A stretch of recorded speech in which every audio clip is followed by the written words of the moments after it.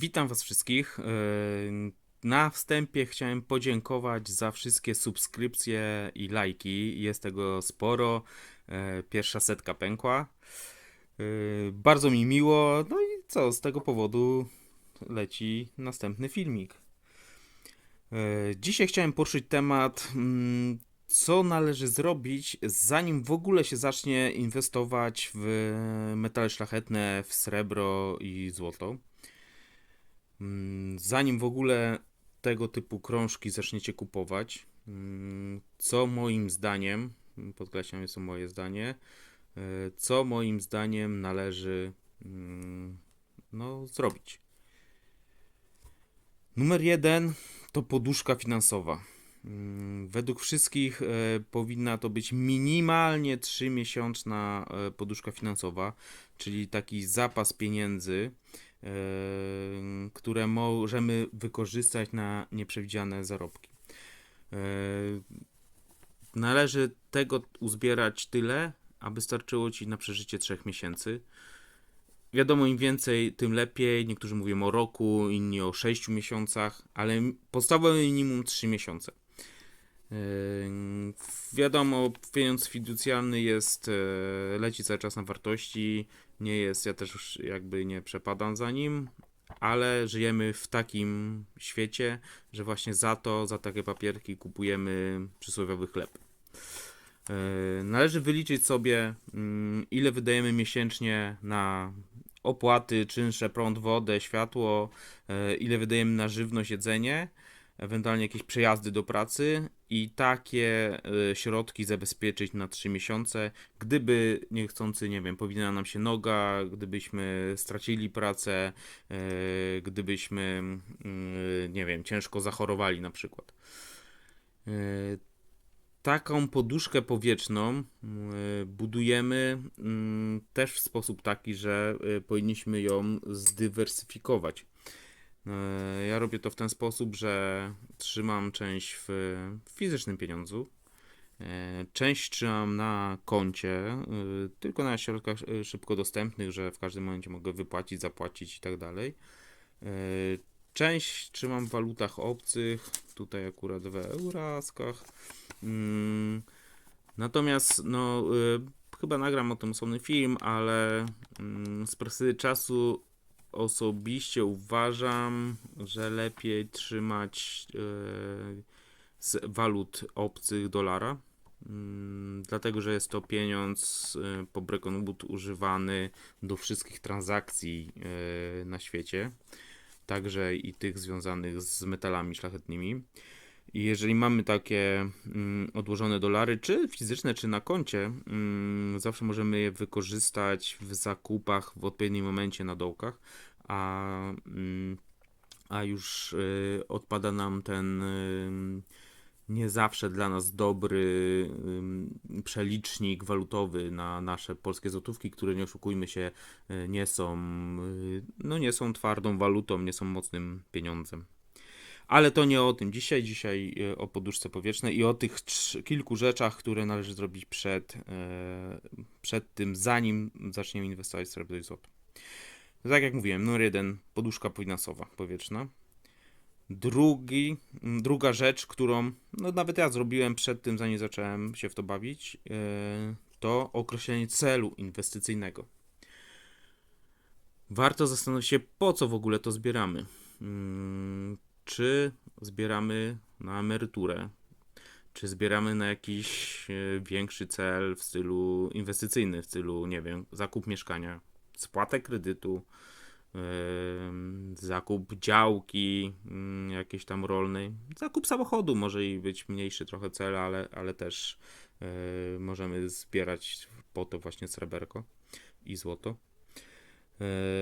Cel taki, co jest ważne, powinien być realny.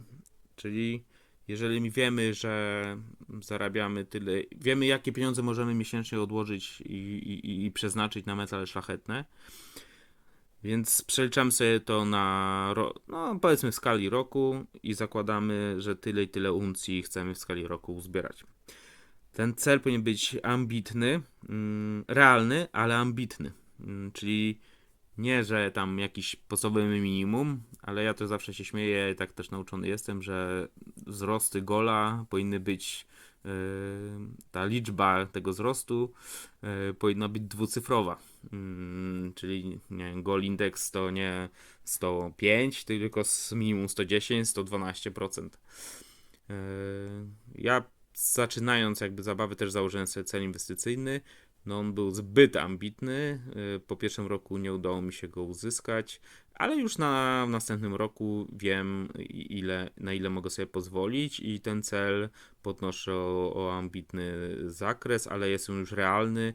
Urealniłem to sobie i zbieram. O tym też będzie osobny film, bo generalnie lubię Excelki, więc pokażę wam jakiego Excelka prowadzę, żeby to wszystko follow-upować. Co dalej? To, co się wiąże, jeżeli już ustalimy cel inwestycyjny, jaki chcemy, po co generalnie w ogóle zajmować się tymi sreberkami, trzeba ustalić sobie strategię. I naprawdę o tym też zrobię osobny film, natomiast muszę tutaj o tym wspomnieć. W zależności od tego, jaki będzie to cel, możemy sobie zastosować inną strategię, a potem dobrać do tego odpowiednie taktyki.